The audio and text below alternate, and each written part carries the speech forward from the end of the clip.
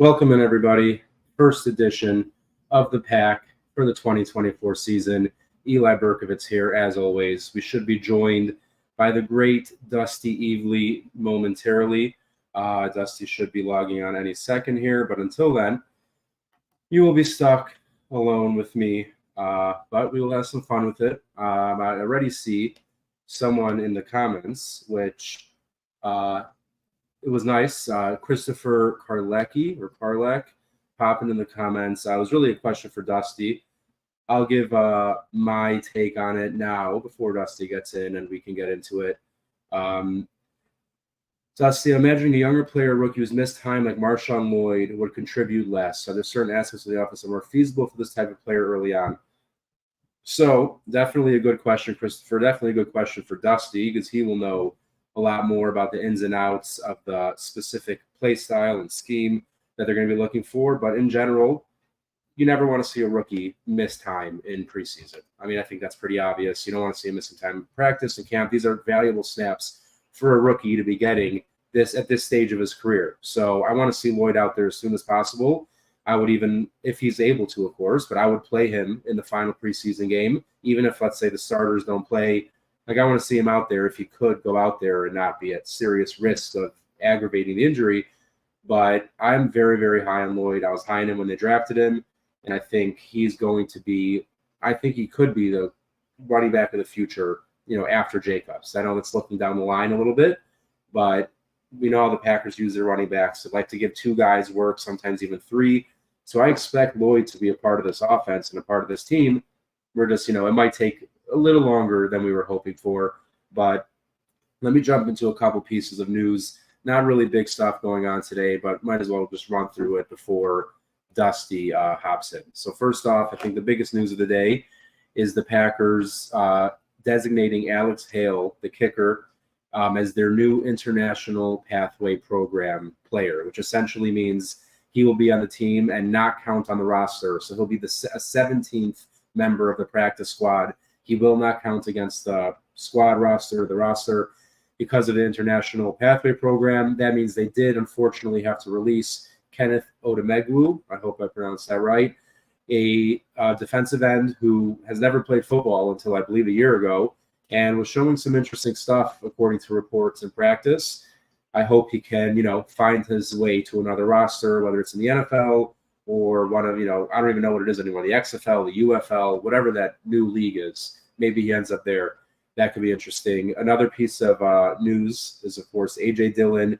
Matt LaFleur said today he's dealing with another stinger, which, if you remember last year, he missed he missed the last couple weeks of the season, and I believe the playoffs as well, with a stinger. And that's not an injury that you want to see recurring and just kind of ignore it and just like tell him to go out there and play. So I think the team is going to be a lot more cautious, try to get to the bottom of whatever it is that Dillon is dealing with. Stingers, usually, they're up in the neck kind of area. I believe that's what he's dealing with. I hope he can, get it figured out sooner than later. A.J. Dillon, of course, I personally did not feel like he was necessarily a lock for the roster, but then he was inactive for the second preseason game. But now we think he was inactive, not because he's a lock for the roster, but maybe because he's injured. So who knows? I really don't know if A.J. Dillon is a lock for the roster and they're just keeping him fresh and healthy or trying to get him healthy, or is he missing valuable snaps and practice time trying to make this roster? So it's going to be very interesting to see if A.J. Dillon makes it. I'm curious to see anyone listening popping in the comments how you feel about A.J. Dillon, how you feel about Marshawn Lloyd, Emmanuel Wilson. Who do you want to see, I guess, be the RB3 out of those four? You got Jacobs, Wilson, Lloyd, and Dillon. I don't think they keep all four. So who's the odd man out? Let us know in the comments if you'd like. And then the last small piece of news, James Campen, former Packers offensive line coach, seems to be back with the team in some sort of scouting role, which is exciting because anyone who has been a Packer fan for at least the last 10, 15 years knows James Campen and the impact he made on the offensive line. And it just seems like all the players and everyone really loved him. Just a great guy to be around. So I'm happy to see him back in the organization, even as a scout, not a coach. But I trust his eye and his opinion because he clearly knows what he's doing. So I'm happy to see the Packers bringing back more talented people into the organization. So that kind of covers all the news. Not a ton of big news going on right now, but I think that's good. You don't need a ton of news going into the season. There's all the hype in the world right now surrounding the Packers. And just again, as we wait for Dusty, who should be here any minute, Dusty, a very committed father. It's bedtime right now. So I knew it was a bit risky to start at 8 o'clock. So Dusty, I know you'll probably never rewatch this back, but no problem. Take your time. I know you got to take care of your kids. When you get here, it will be great. But until then, just kind of riffing, honestly. But looking right now, I mean, I was hoping to talk. I don't want to bury the lead, but I guess we could jump into the Ravens game a little bit and Ravens joint practices. The way I'm looking at these joint practices, which I believe are tomorrow. I think it's tomorrow, the joint practice. Oh, Dusty's here, so I can stop making up nonsense. Sorry. Hey, what's up, dude?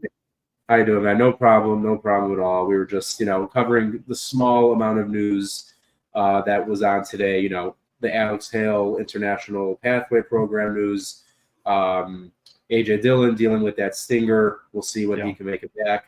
But yeah, we were just finishing that up. So you're good, Dusty. But how you been, man? It's been a little bit. Always love having you on. I mean, honestly, like every time I start like putting together shows and it's like, all right, I got to get a guest. And I'm not going to lie, you're probably the first name that crosses my mind every time. I'm like, no, you got to give him, at least a couple months of a break for me. But how you been, man? How you been enjoying the off season and the summer? No, it's been good, man. Yeah, always good talking to you. I appreciate that, dude. Always a blast. Yeah, no, been a, pretty good summer. Got to take an actual honest to God vacation. We went out to Colorado for about a week and a half with my parents, my brother and his kids, which was awesome. And yeah, kind of trying to this time of year, dude, it's always rough because you're trying to ramp up into the season, right? There's like a lot of stuff you're like excited to look at. But then, like, sometimes there's not a ton to talk about in terms of like the actual what's on the field. You've got obviously individual players and stuff like that. But it's like I'm trying to ramp up, but I'm also real tired. And so it's kind of tough to get there. But yeah, man, I'm doing good. I'm excited about the season for sure. This last preseason game was not fun. But it's I'm excited about the team as a whole. I think it's a good team. Should be a really fun season, I think. Yeah, I mean, last week when we spoke, I said let's do it this week. We'll have another game of some great film to talk about. We probably could have just won last week and pretended this week never happened. But yeah, that was a tough game. We'll get into some, probably really just look at honestly the Dontavian Wicks touchdown. I mean, that was really the only meaningful snap with all the starters on the field. So we'll get into that in a little bit. But yeah, Dusty, like you said, this season, I feel like every year as Packer fans, I mean, look, we're very spoiled. Usually we're pretty excited going into seasons, but I mean, let's be real. I feel like we probably haven't had this much optimism, at least since like 2021-ish, like when, Rodgers was, let's say, just off the MVP and we were feeling real good. But 2022 did not feel that way. Last year, of course, we didn't really know what to expect. So, of course, we did not feel like this. But yeah, I mean, the first thing, I thought we would just jump into real quick, even though we're not going to go too much into the third preseason game. But do you anticipate and do you want to see the starters play, or are you're good and you're ready to go to the regular season? I mean, selfishly, I'd love to see them. I'd like to see them. Honestly, I want to see them for a couple series. I've seen different studies on this. I don't think anything's like super conclusive on this in terms of like resting versus playing guys in the preseason. Obviously, you don't want them going all out, right? Like you don't want guys getting injured in a preseason game. You don't want them playing. They used to play, back in the day, it used to be most of the day, then even then, or most of the game. And then after that, it was when it was 4 preseason games. The third was like the dress rehearsal. You see guys for a half. Like, I don't necessarily want to see that. I want to see the starters for 2 drives. Actually like try to run the offense, run it for 2 drives. Because it's just like everything else. And I think last year I felt a little more this way. But even then, this season is the guys are coming along and they were there all last year, but they're still young. Like there's still things to iron out, and it's different in practice versus than when it's a game. And so I'd like to see kind of bullets are flying. Obviously, like the stakes don't matter, but like the play-by-play does. Like you're still trying to execute the play. So I would like to see him for 2 to 3 drives. I don't need to see Sean Clifford anymore. I want to see him for 2 to 3 drives, and then I want to get Michael Pratt out there, and then run some of those. I'm very curious about like Like no shade to any of these wide receivers, but like Julian Hicks was cool. Like I like Julian Hicks. Dimitri Stanley was cool. I don't need to see him. Or maybe one of those guys, maybe Hicks. Like I want to see lots more Grant DeBose. I want to see what he does. Like I want to see like the starters for 3, and then what will likely be like that second string, a third string at this point. No guys are trying to make the team from a standpoint of where they are. I want to see those backups get a little more time. So that's kind of where I am. I mean, I think they get some of that out of like the joint practice stuff, but I would like to see the starters for a little bit. Again, part of that's selfishly, and part of that's just I think these guys need a little time, like outside of practice and actual game, to start kind of getting that mindset, get ramped up a little before this first game in Brazil that's coming up real quick, dude. Yeah, and it's a big one. I mean, it's not like, we're starting the season, maybe we get a bit of a nice – by the way, the Packers never get like a cakewalk week 1 kind of game. It's always either divisional or a great team, and this time it's out of the country. I mean, it's a really interesting situation, so you don't want to go into that primetime game, first game in Brazil, and not be ready and potentially get embarrassed. And, I mean, you could almost make the argument, I think, that as great as the way the Browns game started with the Wicks touchdown, the offense probably would have benefited more from putting together, an 8-play drive, even if it ended up in a field goal, but you put together a drive, you're out there, like it was 3 plays and it was great, but it was 3 plays. And again, we'll dive into that Wicks touchdown and maybe get into some Grant DuBose as well, because he's someone I'm really excited about. But before we get to the fun stuff, I always like to start these shows with everyone's favorite discussion: special teams and kicking. Yeah, I mean, go. I don't want to spend too much time on it because it's obviously not very fun, but this is a very unfamiliar feeling. I mean, last year we were unsure about Carlson, but I think us optimists, and I Dustin, from knowing you, I believe you are more of an optimist. I was like, all right, look, they drafted him, they must like him, it's going to work out. Obviously, there were ups and downs. It was pretty tough there at the end. Right now, camp, it's not looked overly optimistic between Anders Carlson, Greg Joseph, and now the new Alex Hale. So, Dusty, I mean, are you just saying let's ride Carlson? Are you ready to bring in another veteran? Where's your head at with the kicker right now? Dude, kicker. I mean, right now, I think you roll with Carlson, because I think that's Carlson's job, unless someone blows him out of the water. And like Joseph has had up days, down days. He's not been consistent. He's had some really bad days. Hale hasn't really done much of anything either. I mean, I like what they're doing. I'm of the mind, honestly, at this point, I would have cut Joseph loose. Like, this is not a competition at this point. It's Carlson's job. Unless someone challenges him, Joseph's not that dude. Kickers are so weird that I would just do what they're doing. Bring in a ton of kickers. You hope one of them hits. And I think leaving Joseph there for so long, maybe it is a real competition. Like it doesn't feel like it, but I would have got Joseph out of there. You've got 3 kicker spots, just cycling through those every single week until, okay, this guy went 6 for 7 this week. He hit one from 55. Let's see if there's something there. And then you churn that third spot there. Like I am of the mind. I mean, there's clips. Who's the dude? Someone was kicking like 65 yarders today. I think that was the Browns, like third string kicker or something like that. Like, cycle through these guys. Like, there are kickers out there. The mindset to be a kicker is weird. Like, the mechanics are something very specific. I say you cycle through until you're like, we think we hit something here. Keeping 2 guys and then churning that, like, one's like this one spot at the bottom, I don't like that.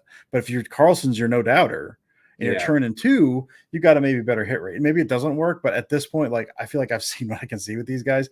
I want more dudes. Just put more legs in camp, and maybe someone shows you something more than what we're seeing. Because Joseph, we've seen Joseph's career. We've seen him in camp. Like, he ain't it. He ain't it. Just let go of him at this point. Yeah, that's my biggest thing with the Joseph Carlson, where it's like, we know what Greg Joseph is, and we know it's not great, and it's not consistent, and it's definitely not great or consistent outdoors in the winter in Lambeau Field. So it's like, the way I kind of see it is like, I at least think Anders Carlson has the leg to nail high 50s. Like, he has that leg. It's just kind of getting the accuracy a little better.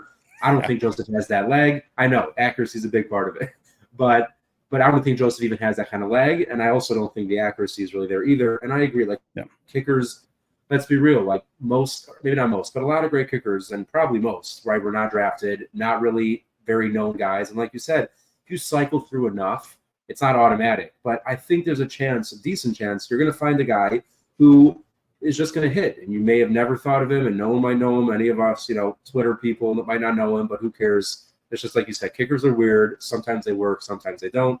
But all right, no more special teams talk. now let's get to some of the fun stuff, and we'll get back to Grant Dubose and Malik Heath and Bo Melton, and just trying to figure out how does this work. I mean, do they keep at wide receiver 5, 6, and 7 are three guys that I think all fans are really like and really excited about and don't want to see get cut because I don't think any of them make it back to the practice squad, in my opinion. So, I mean, how are you looking? Do you think they keep 7 receivers for the first time in a while, or who's the odd man out? I think they keep 6, and I think part of that is, I mean, you're hoping the Packers ran, I think it's the third most 12 personnel last year, and that was with Musgrave missing like the back half of the season and Tucker Kraft being unplayable for the first half. Like they found excuses to get Ben Sims out there. And I don't hate Ben Sims. I like Ben Sims just fine, but I think Musgrave and Kraft, if they play how we saw him last year, I think you're playing more 12. And so in that case, that diminishes the need for as many wide receivers. So I think to me it's 6. And I think the 6th spot honestly is the only one where I'm like, this gets interesting. You got Watson, Reed, Dobbs. So that's your 3. Right, Wicks, and then Melton. Melton's had a rough preseason, but he showed enough last year. I think there's promise there. I think they like him a lot. So that's your 5. Your 6. I mean, it was excuse me. They had Heath, and then Toure was there. I think Toure's out. Heath. I like what he brings, but Heath is. This is going to sound mean because I really liked him. Heath is like his ceiling is Alan Lazard. Like he is not the most dynamic guy. He is kind of he's a bigger dude, but he's not like bulky in the way Lazard was, but he's a blocker. Good range of catching, like long arms. We saw him. He had that big catch against the Giants that should have been the winner before, Tommy DeVito went all Joe Barry. We had that, but I think there's a limit. I think he's a good blocker. I think athletically there's a limit to what he can bring you. I think if you watch DeBose run block, like I think DeBose is maybe already what Heath is in that part of the game, with a more dynamic receiving option. I don't think he's there yet. I talked about this I think last week. DeBose, like if you press that dude, he has no moves. He's got 0 release package at the line. So it needs to be refinement there. I think Heath can bully people a little more, but I think to me, I don't think Heath is a guy like DeBose. Probably not either. Honestly, I don't think Heath is a guy people are going to scramble to like claim off the practice squad. So to me, I think that 6th spot. So 5, 6, I'd go Melton. I'd go DeBose. Because I mean, we talked to Matt Schneidman last night, and he was saying how the coaching staff was like showing players clips of Grant DeBose run blocking against the Browns and go, "This is how we want it done." Like this is literal teach tape for our offense. Like that, I think that dude's on the team. And then so I think that leaves Heath out again. I liked. It seemed like they're doing something like that. Dimitri Stanley, he was doing a lot of return stuff, and he was kind of cool. I think Hicks made some play in that first. Like if those two guys, or like Heath and either Stanley or Hicks, I'd go Hicks. Get them to practice squad, and everyone else you cut. But I think it's Watson, Dobbs, Reed, Wicks, Melton, and DeBose would be my 6. I think that seems like the way they will probably end up going. Barring an injury or something. Yeah, I don't really disagree with that order. I mean, Melton, like last year, at the end of the year, we saw what he did. Obviously, the 100+ yard game against the Vikings, catching a touchdown in the divisional round. Really exciting. Also, just made some very impressive catches, like hands catches, twisting his body, all that. So I was really excited. But like you said, it's not only been a rough preseason, but I was really surprised to see him playing. I feel like he was playing in the 4th quarter even of the Browns game. Of the Broncos game. Yeah, so he was out there for a bit. Yeah, I don't know how many he was. Yeah, he was. You're right. He was out there for longer than I feel like he maybe could have been. Yeah, so I was thinking like, why is he out here? Like, it was just weird. It's like, why is he out here so long? I even felt like Malik Heath might have actually went to the bench before Melton did. But I do agree that, like we saw last year, right? Heath was inactive those last few weeks, and Melton was active. Of course, things change over the offseason, but I think they like Melton. And I agree with everything you said about DuBose. And I mean, you could tell me what you think, but do you think a year removed is the fact that DuBose is a draft pick? Do you think that Goody maybe has a little more value on him because he drafted him over Heath, or he's not a rookie anymore? It doesn't really matter. He was DuBose was 7th round, and that was like they had like 5 picks in the 7th round. I feel like he's almost treated, and I could be wrong here. I feel like he's almost treated as like UDFA, right? Like he's an undrafted free agent in that sense. That was, we would have made a run at this guy, but we had 5 or 6 picks in the 7th round, so let's pick him. I don't think his draft position holds any sway in this, especially for like wide receiver 6. I don't think it does. I could be wrong. I feel like it does not. Yeah. No, I mean, makes sense. Like I would agree that I think if a team was sitting here thinking, well, we got him with the 4th to last pick in the draft, we better value that Make above room for talent. that guy. Yeah. Yeah, exactly. Okay, so you did say you have it as Watson, Dobbs, Reed as the top 3, Yeah. or is it Yeah. was I mean, that I just think a list? well, I mean, honestly, I like Wicks better than I think it's funny because the way they talk about Dobbs is like he's been the best receiver in camp, the most impressive receiver in camp. I think Wicks, his hands were a little shakier than I thought when I went back and rewatched the season, but I think Wicks is better than Dobbs at the things that people think Dobbs is good at. I think Yeah, he's got a better release package off the line. I think he's got a wider catch range. I know Dobbs gets a lot of credit for contested catch stuff, which yes, he also drops a lot of balls. But I think Wicks, I think of like Dobbs's best position is like the backside X in the 3x1 set or something, right? Like he's ISO. These do that stuff yeah, with Devontae Adams all the time. You've got the concept of the 3-man side, you've got the ISO guy on the backside. You tell that guy, all right, if they're playing outside, you run a slant. If they're playing inside, you run a go. Like you've got a 2-way go, beat him with your feet at the line, get open. And if you beat that guy, that's man to man. If you beat that guy, it's coming your way. yeah, If not, we're working the concept.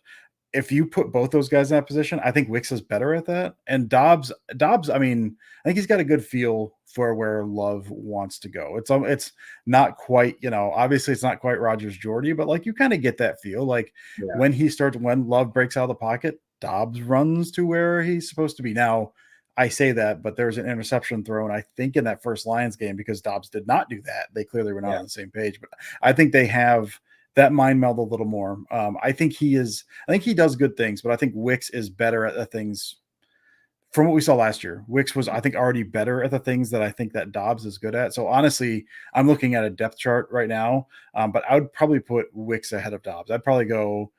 It's hard to rank him, man. I mean, if I'm just thinking again, as the number one, if I'm putting it as like that backside X dude, I'm probably going Wicks, Reed. If I'm ranking them, Wicks, Reed, uh, Dobbs, Watson. I really like Watson. He's just we haven't seen a ton from him, but when he's there, he's the number one if he's doing what Yeah. he can do. Melton DeBose is probably how I'd rank those guys.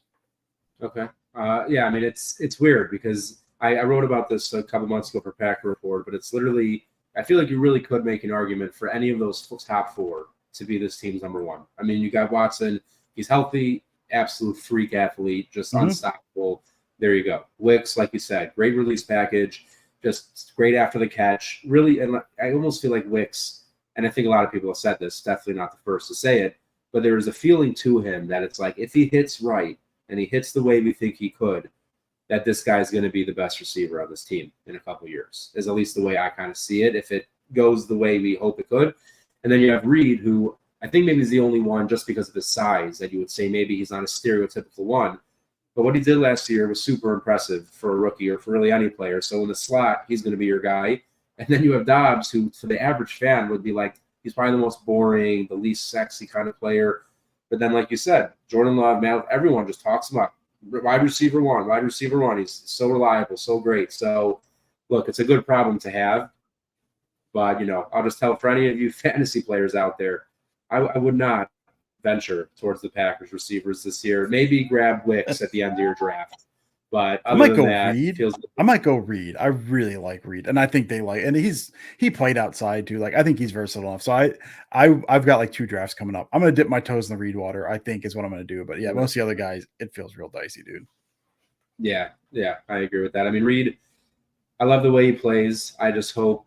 I mean, there's no like you said though, because they play so much 12 personnel. If they end up rolling with, let's say, the Watson Wicks as the 2-man receiver set, I guess, I just hope they could find ways to get him on the field consistently as a receiver and not just a gadget, jet sweep kind of guy. But they did last year. And unfortunately, we know guys get in and out of the roster and the lineup with injuries all the time. So we'll see plenty of Reed. But last topic before we jump into a little bit of film before we finish up, the offensive line right now, it feels both deep but also not deep. And like we feel good about it, but there's also parts we're nervous about. So at least the way I'm seeing it right now, I would think we got Rasheed Walker at left tackle, Elton at left guard, Myers at center. I'm thinking Jordan Morgan could end up at right guard, and then Zach Tom at right tackle. Is that how you see it? Oh, and from the second they drafted Jordan Morgan, I was like, that's a starting right guard until Oh, okay. until something else happens. He's the starting right guard, and it feels like that's the way this is rolling out. Yeah. Oh, well, of course, Dusty ahead of the game as usual. One thing I've gotten right this offseason, man, I'll tell you that. Well, okay. So, I mean, if that's what you thought, just out of curiosity, because we have not spoken since the draft, I don't believe, but how did you feel about drafting a right guard in the first round? I'm fine with it. But you've left off something very important, Eli. That's a right guard with a whole bunch of horror tattoos. Like that's my That's, dude. yeah. That's right up my alley. I I mean, did want to talk about some movies we'll get into later. So good. I mean, there's a whole like value proposition of it, right? Like the don't draft a guard high. Like he is a guy that maybe you can kick him out the tackle. So I think there is some versatility there. Although I don't think he's there yet. That's why I kind of thought he was a guard. I think his size, his movement, and really, I think what they want to do with the run game too is like I think they for like 3 years now, LaFleur's been trying to lean more into pullers. You have 5 dudes now. Whatever you want to say about Josh Myers, that guy can move for a guy his size. You've got 5 dudes who can pull, and they simply do not have that before. And that's it. That was a weakness on the offensive line from both the run game and the pass set. That the right guard. And so if you're looking at, obviously you don't want to plug holes in the draft, right? But if you look at, okay, we drafted this guy late first round. He's a day 1 starting right guard, and maybe by year 3 he's a tackle. But then even then, like maybe they see him as a Pro Bowl guard. Like that's a late first round pick. That's especially with everyone else there. Like that's fine. Guards are making big money now. Like I think if you sign a guy who is your starting right guard from day 1, I'm perfectly fine with that pick. Like I'm not taking, Jahmyr Gibbs at 8 or whatever was the Lions did. Like I think that's a little out there for me. But like starting right guard from day 1 with a chance to move to tackle with in an era where guards are creeping up on me with it, but $20 million a year now, like to me, that's like it's one of those things you got trying to like switch my brain a little bit, right? Because for years it's always like the guards are undervalued. I'm almost switching on wide receiver now at this point, where like wide receivers aren't good in the first, like your wide receivers aren't good in their rookie year. With so much 7-7, like wide receivers are better now, so maybe they get more return on their wide receivers. Guards are commanding a bigger salary. Taking one in the late end of the first round, especially after that run on tackles, like I don't hate that. So I'm perfectly fine with that. I like what I've seen of him. I'm curious to see more. I think he's got room to grow, but I'm perfectly fine with that pick. Yeah, for me, if it was a purely a guard, maybe I'd be a little more hesitant. But knowing that, I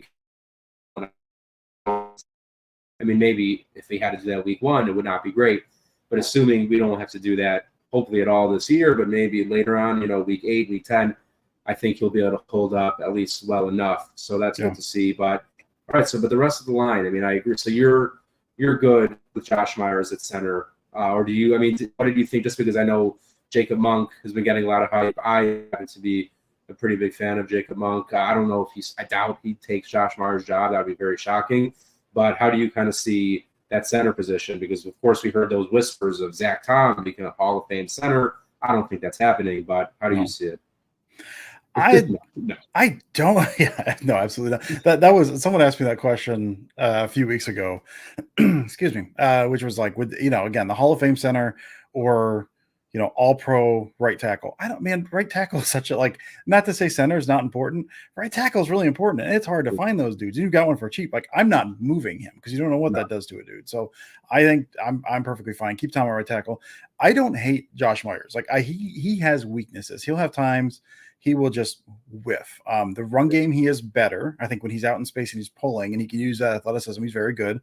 But he's usually fine. He's usually perfectly fine. He'll have some very good plays, which don't usually get highlighted because it's not fun to laugh at a good play. And then he'll have some really bad plays. He'll have one where he turns the wrong way and a guy gets past him and gets in the backfield. Like that'll happen. So I think, you can improve on Josh Myers. I don't think this draft, I don't think there's anyone like day 1. To me, it feels like play out the string. Myers is good enough for them to win with the line where it is. I think I don't think he's not going to sink them. He is perfectly fine. But my thought was, okay, that is like get Jacob Monk ready and then he's the starter next year. Like they're not going to re-sign Josh Myers. So I would have liked if they had upgraded that this offseason. But I wasn't didn't think it was like the number one priority. So I again, he's going to have some good, he's going to have some bad. Mostly he's going to be fine. And then next year, I assume we're doing Jacob Monk. Like Monk takes that job if he's like amazing out of the gate. And I think he's been fine. I just think he has stuff to work on. So I think that's Myers for the rest of the year, barring injury, I think, which again, I'm fine with. You can do better, but I also don't hate it. Yeah, he's a very middle of the road kind of guy. And I always kind of say this where I feel like if Josh Myers was not picked one pick before Creed Humphrey, I think Packer fans would be a little kinder to it. But it's just like that kind of sticks in your mind. And you also know he was a second round pick. It is pretty, it's a pretty valuable pick for a center. So you would have hoped he would have been better. But yeah, he's not going to be the reason at center. If he was your left tackle and he played like that, maybe it would be a different conversation. But at center, it should be fine there. So I agree. And overall, whether it's Monk, I think Kadeem Telfort's had a really nice camp in preseason. I think he ends up sneaking his way onto the roster. I don't know if you feel any differently about that. But overall, I think we feel good about the offense, where the offensive line is and all that. So before we just finish up, Dusty, with you here, we always got to do at least a little bit of film, look at some fun stuff. And this preseason, not a ton happening, but let's start. Well, actually, because we already discussed Grant Dubose and Jacob Monk, we'll look at real quick a couple, just saying that Grant Dubose, another reason why I think he makes this roster, is right here in the fourth quarter of the Broncos game, being put out there as a gunner. And as you see, double teamed with a hold, falls down, somersaults, gets back up, and makes the tackle. I mean, I'm sure Rich Bisaccia has been putting this on repeat in his office for the last couple of days, and now LaFleur, I'm sure, loves it. I mean, stuff like this, it definitely impacts that decision, no? Oh, 1,000%. I mean, I think they're switching some things on special teams anyway. For a while, it was just stocking coverage with safeties because Bisaccia was like, I want those guys. And then it didn't work. And it was like, then we've got Dallin Levitt. What do we do with Dallin Levitt at this point? So I do think they were switching stuff up a little bit. I mean, again, between DeBoe's run blocking and stuff like that, if you can cover on special teams, you're willing to block on offense, I think there's a spot for you. That stuff, you watch that clip, you can almost hear him just laughing like a lunatic. Like that, there's a special kind of maniac that man is. And like, I love watching him play, dude. Like plays like that, he's so much fun to watch. Yeah, that is awesome. And like you said, when you're the wide receiver 6 or 5 or 6 on a team, being able to do that is almost as valuable as being able to go out there and catch the ball, because you're not really going to be expected to go out there and play many snaps a receiver. So Dubose, that's great to see out of him. And then we were talking about Josh Myers pulling, offensive lineman pulling, but in general, I just feel like this is a beautiful play with you got Ryan and Monk pulling from the center and right guard spots, opening up a really nice hole. Play it again real quick, but it's these kind of things that, you want to see from your interior linemen, being able to get out there and really get out in front of the linebackers and safeties on the edge. So excited to see what they can do. Saying Ryan, again, like a third-round pick that, of course, whole rookie season gone from suspension. Everyone said, okay, third-round curse, chalked it up to nothing. But I'm actually getting a little more excited about Ryan as just a nice depth piece. I don't know if he'll ever pan out to live up to a third-round pick, but I also don't think he's just a wasted pick. I don't think it's gone. No, if he's a spot starter at times, if he comes in because of an injury, like that school, I'd like to see more of him. I've not seen enough of him yet to where you're like, oh yeah, I'd be fine with that guy starting a playoff game on the road, like at right guard. Like I don't feel that way about him, but I think dude, we watch Royce Newman. Like he's better than Royce Newman. It's a low bar to clear, man. It's a really exactly. low bar to clear. I was like, just be better than Royce Newman, and you're on this team, and fans are gonna love you. I promise. Bars in hell, dude. Like you don't have to do anything. Yeah. No, that bar cannot get much lower. So, it should be exciting to see just that depth as they continue to grow. But then let's get to really not the only, but definitely the most exciting play of preseason so far. Jordan Love, Dontavian Wicks, 65-yard touchdown. And just starting out, I mean, we'll go through it a couple times, but you see Wicks there at the top. And we'll go, and I know, Dusty, with the whole concept of the play, this was someone tweeted that it's very similar to the play Jordan Love showed on that interview on Bleacher Report a few months ago, where it was like, if you could design your perfect play, and it was essentially this, and we'll throw it up there again. So, I mean, Dusty, what can you tell us when you're looking at this? I wish I could be able to pause it and stuff, but StreamYard doesn't help me out a lot. Yeah, no, I mean, that's That's a check right there. That's a pre-snap check. That's not part of the progression, really. That's the alert on there, and that's just if you like that matchup. That's a little. I always tag that as smash fade. I can't remember what the name Packers have for it. I went through LaFleur's playbook a bunch, so I can't remember the specific terminology. But that's single high. You got linebackers pressed tight to the line. You run a hitch on the outside. I forgot if that's I don't know who was on the outside there. And then you've got that guy kind of he's not pressed up, but like he's kind of back pedal on there on Wicks. So Yeah. that then just becomes okay if this is single high, unless they're not spinning safeties, because where the safety is pre-snap, just right in the middle of the field. I think if you want to pull it, yeah, he's opposite hash there. So unless he Yeah. screams over, you're not stopping that, right? And Yeah. so you're running that little the read, like kind of dig basic, whatever you're gonna call it, in front of him to get him to bite on that. So unless someone spins back or unless that safety just completely screams over there, and if you like that matchup, you take it. Otherwise, you read the concept. The hitch isn't a real throw, like that you're not throwing that, and then you Yeah. just read out the other concept. So I mean, that really is just is it single high? Do I like my matchup? It is, and I do. So I'm going to take this. And I mean, that's not an easy throw. The coverage is tight-ish. I mean, we saw this a bunch from Rodgers. Love this type of throw, obviously. Mhm. The thing I would like to see from Wicks a bit, it's better than it has been in the past. He's a little too close to the sideline for me. Usually, Yeah. like a little more room on the sideline, like that red line, that whatever is like 5 yards from the sideline. Yeah. You'd like him a little more. So if you're going to drop that over the outside shoulder, you got some space. That's a problem all the Packers receivers have had. All these young guys have had. But this is still not bad. He wins. He gets up. He wins with speed. He pushes vertical. He gets the back pedal. Wicks wins it. Love reads the concept right or the coverage right, and just throws it. I mean, it's there's not a ton to talk about that one. Like it's real simple because that is just if I like this matchup, I'm throwing it. If not, I'm running to the other side. But since that Yeah. single high, I got man to man. I'm just throwing that, and he makes a throw, which is encouraging, right? Given some of the deep ball issues he had early last year, which I think was more timing with receivers than anything. But it's a good thing to see for sure. Yeah, that was actually something I wanted to point out is that I could be wrong, but I don't think we saw a touchdown like that last year at all. Of that distance, that smooth over the shoulder, kind of like, of course, it was not a post route that Jordy used to run, but in terms of the smooth over the shoulder, deep touchdown, one play, boom, there you go. Last year, like the closest we had to that, like we had Watson on the first play versus the Lions, but again, Love kind of airballed that one. He came back to catch it.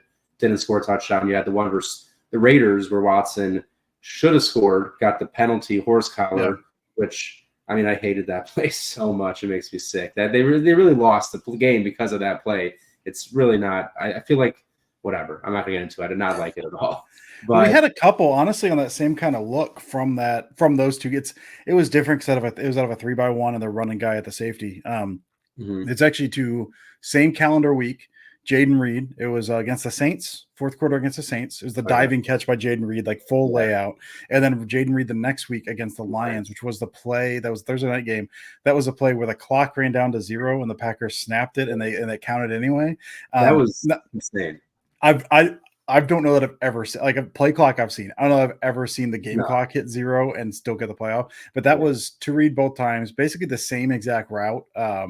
The first one he had to dive for, the second one was in stride, not touchdowns. But I mean, he did hit those, but that deep ball, especially early. I mean, to your point, like that, the one against the Lions, that was for the Watson one against the Lions was funny just because that was another one that's an alert. That's not part of the progression. And he didn't like it initially. So he read the concept and it wasn't there. And so he came back to Watson late and just hosed it. Like that was supposed to be out, I don't know, a second and a half earlier if he's throwing to Watson. And instead he just chucked it anyway. So he was late on it, but still connected. But I mean, so he had some of those on that route, but like, I don't know about touchdowns, but it was way, way more common for him to miss that stuff early on than it was for him to actually hit it.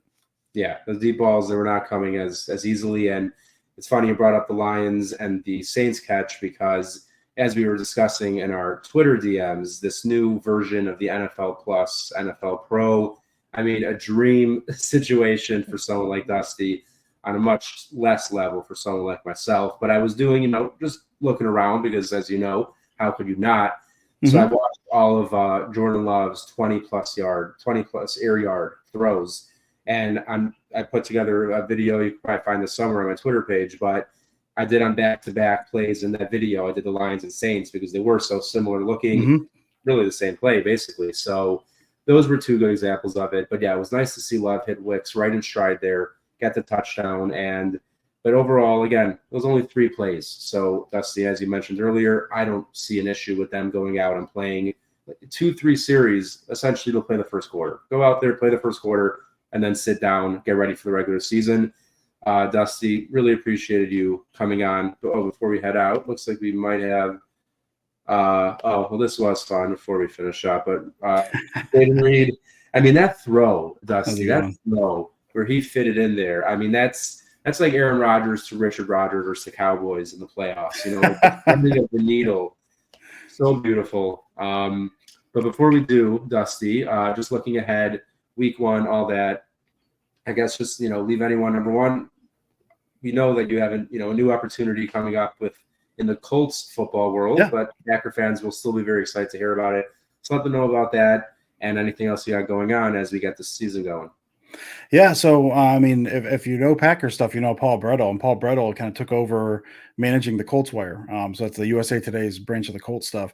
And I hit him up a while ago when he first announced it, and I just said, "Hey, man, if you need a film guy, let me know." And then he hit me up about a few weeks ago. I was like, "I don't know if you were serious," but that offense, I mean, I'm excited to dig in. I really like Steichen. I like what he did with the Eagles. I like what he did last year. Obviously, had Anthony Richardson and then Richardson. I watch a lot. I'm in SEC country. I watch a lot of Florida ball. I watched a lot of Anthony Richardson.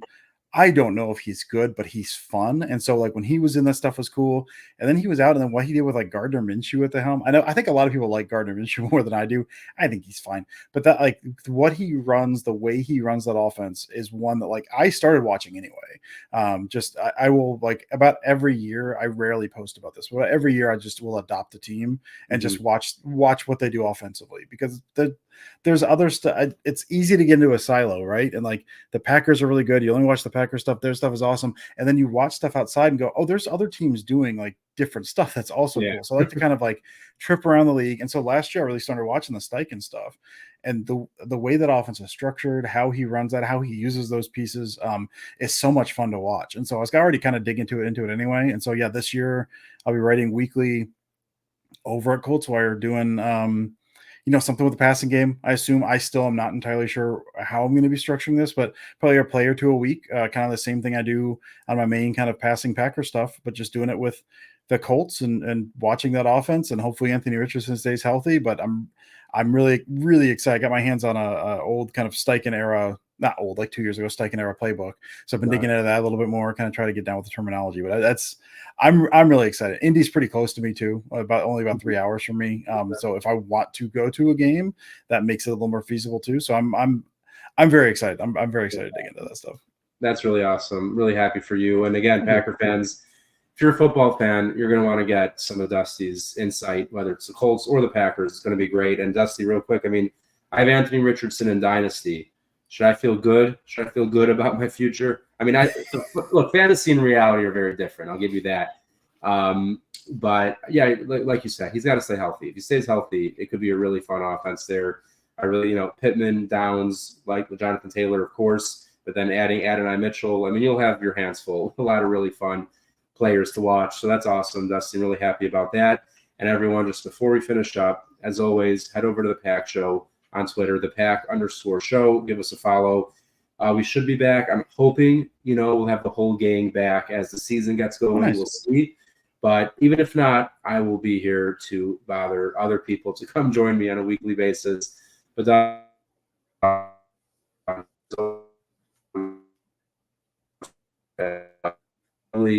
don't know why it's not showing. What can you do? But just trust me to do it. And you can find me on Twitter at @BookofEli_NFL. Everyone, once again, thanks for coming in. We will see you as the season gets started. Go Pack, go. Go Pack, go.